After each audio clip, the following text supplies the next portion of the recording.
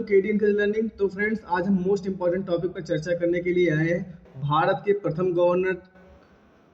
प्रथम और अंतिम और प्रथम और अंतिम गवर्नर जनरल और वायसराय के बारे में। फ्रेंड्स, वायसराय क्या गवर्नर जनरल थे?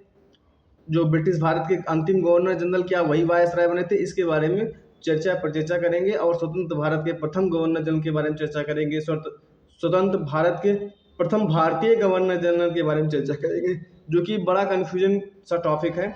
और पेपर में भी 1 से 2 क्वेश्चन अवश्य ही पूछे जाते हैं। किसी भी पेपर को उठाकर देख लीजिए, सभी में पूछे जाते हैं और बहुत भुलक्कड़ टाइप का ये प्रश्न होता है। तो आज सारे संदेह दूर हो जाएंगे। आप मेरे साथ में बने रहिए 5 मिनट केवल। फ्रेंड्स, बात करें प्लासी का युद्ध। प्लासी के युद्ध के पश्चात रॉबर्ट क्लाइव को बंगाल का गवर्नर बनाया गया।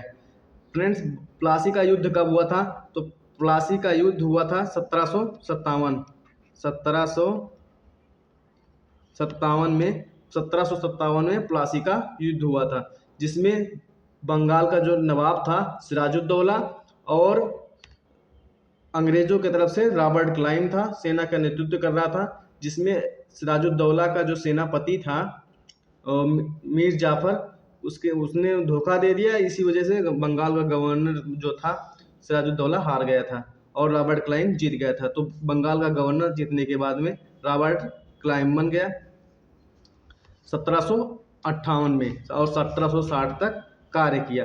फिर उसके बाद में फ्रेंड्स 1765 में फिर से दोबारा उसके बाद में लंदन चला गया था, दोबारा आया और 1767 तक शासन किया और फिर उसके बाद में चला गया। तो बंगाल का प्रथम गवर्नर कौन था? तो बंगाल का प्रथम गवर्नर था रॉबर्ट क्लाइव, जिसने ईस्ट इंडिया कंपनी का संस्थापक माना जाता है, जो शासन करते थे। फ्रेंड्स, बात करें कि वारेन हेस्टिंग्स के बारे में, तो ये है ब्रिटिश ईस्ट इंडिया कंपनी का वास्तविक संस्थापक माना जाता है, क्योंकि इसके द्वारा कई महत्वपूर्ण युद्ध हुआ था। तो बंगाल का ये गवर्नर जो बना था 1772 से 1774 तक। फिर उसके बाद में फ्रेंड्स 1773 में एक एक्ट आया था, रेगुलेटिंग एक्ट। 1773 में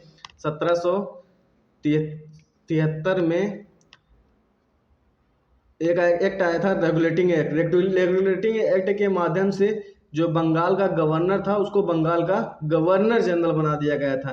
तो बंगाल का गवर्नर जनरल कौन था? तो वारेन हेस्टिंग्स जो थे वो बंगाल के गवर्नर जनरल थे। 1700 किस एक्ट से बनाया गया था? 1773 की रेगुलेटिंग एक्ट से। फ्रेंड्स, 1773 के रेगुलेटिंग एक्ट से एक और महत्वपूर्ण काम हुआ था, जिसे कलकत्ता में एक उच्चतम न्यायालय की स्थापना की गई थी। कलकत्ता में एक उच्चतम न्यायालय की स्थापना की गई थी।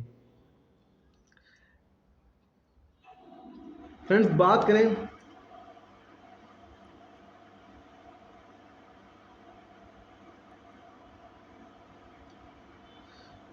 लॉर्ड विलियम बेटिंग की, तो लॉर्ड विलियम बेटिंग जो है, जिनका शासनकाल 1828 से लेकर के 1834 तक का है, बंगाल के गवर्नर जनरल के रूप में लॉर्ड विलियम बेटिंग का जो शासनकाल है बंगाल के गवर्नर जनरल के रूप में 1828 से लेकर 1834 तक का कार्यकाल है।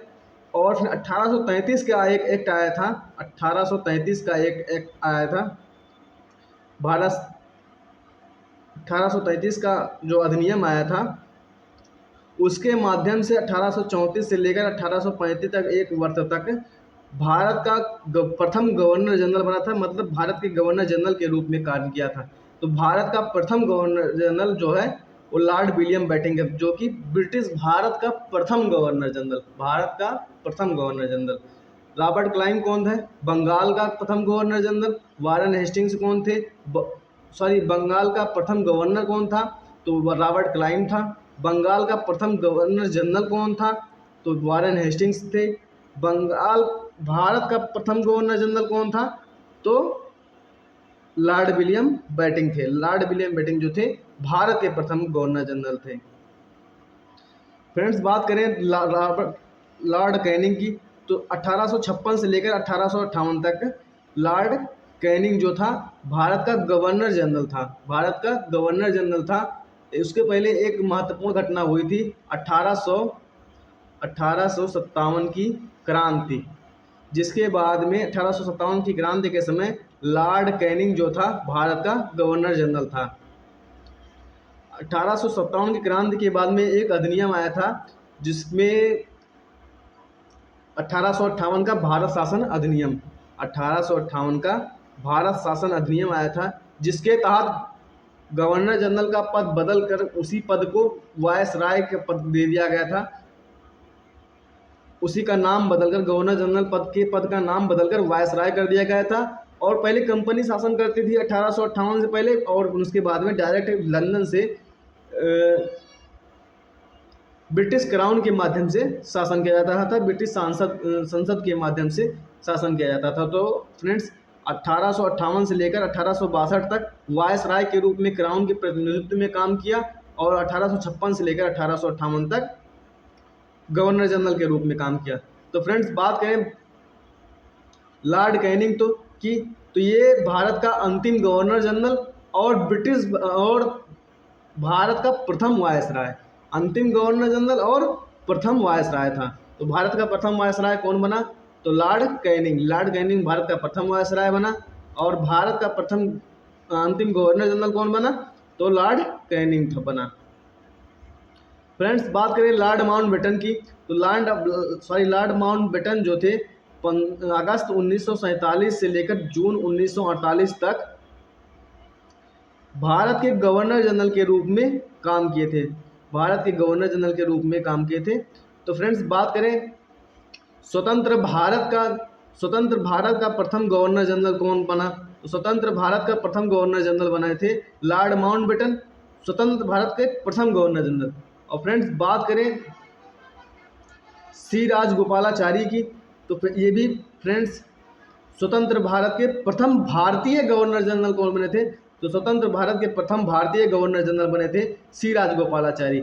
अगर उसमें क्वेश्चन में पूछा जाएगा कि स्वतंत्र भारत के प्रथम गवर्नर जनरल कौन बने, तो स्वतंत्र भारत के प्रथम गवर्नर जनरल बने सी राजगोपालाचारी। और स्वतंत्र भारत के प्रथम गवर्नर जनरल कौन बने? तो लॉर्ड माउंटबेटन बने थे स्वतंत्र भारत के प्रथम गवर्नर जनरल।